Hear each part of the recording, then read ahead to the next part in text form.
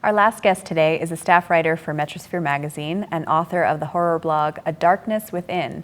Here to tell us what he's been working on for the March issue of Metrosphere and to scare the heck out of us is Nick Thomas. Welcome to the show. Hi, it's an honor to be here. It's great to have you. Absolutely. So I know you from Metrosphere. Avery is new to your horror blog. Tell the audience a little bit about A Darkness Within and where that came from. You're such a nice guy. Right. But you write the scariest stuff. Hard to imagine seeing this beautiful face. But so anyway, I started off in June, just got kind of hired on. Wasn't sure what I was coming into, but I explained that I liked horror, so we decided to start a horror blog.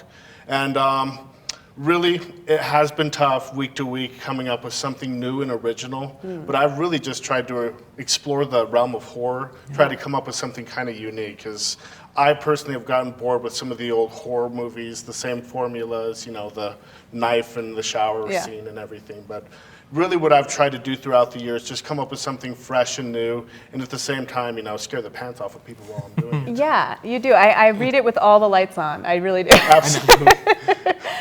And it's usually not the last thing before I go to sleep. But Definitely. You, I think, have done a great job of always finding an original angle each week, which is challenging, but you do it well. Absolutely. Yeah. Is that something you would like to go into as horror films and writing for them? Or? It is. I'd actually like to get into books. I've been minoring in writing here on campus, but this past semester I've gotten into screenplay writing, which has actually been a lot of fun. And I've talked to a few people on campus about possibly going on with a few projects of different sorts, but as I'm graduating this upcoming May, just want to get out there and see what's available, possibly look into film school, and also majoring in psychology, so kind of jack of all trades. Yeah. It's that psychology, that's why you're so good at scaring There us. you go. Right. You know how to get into I our know a little brain. bit behind the psycho killers that I'm creating. Nice. Yeah.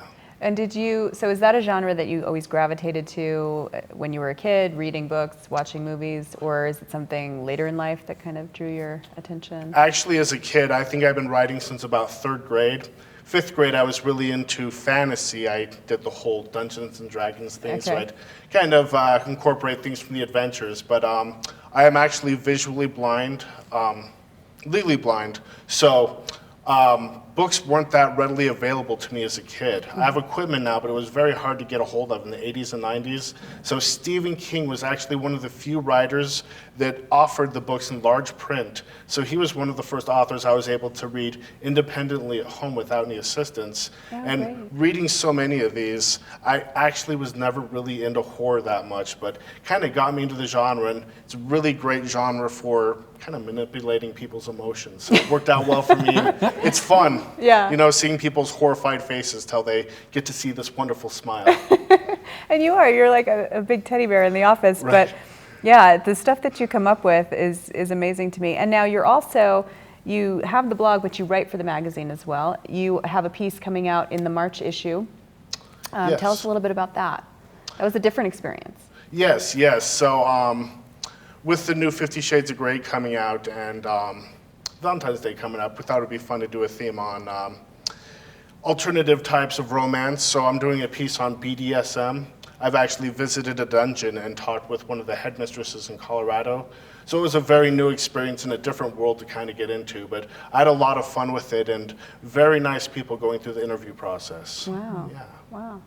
And so is that, you said you visited a dungeon in Denver. I did, and it was actually a sub-dungeon, so I could hear things going on next door in the actual dungeon. I didn't get to see it, but we should get some pictures of that. Okay. But honestly, it just looked like a regular apartment, saw some weird-looking chairs and stuff. She showed me a thing of mealworms, told me how first time she touched them, it was a little bit of a scary experience for her, but she's used to it, so I didn't ask questions, but again, it was a very interesting experience.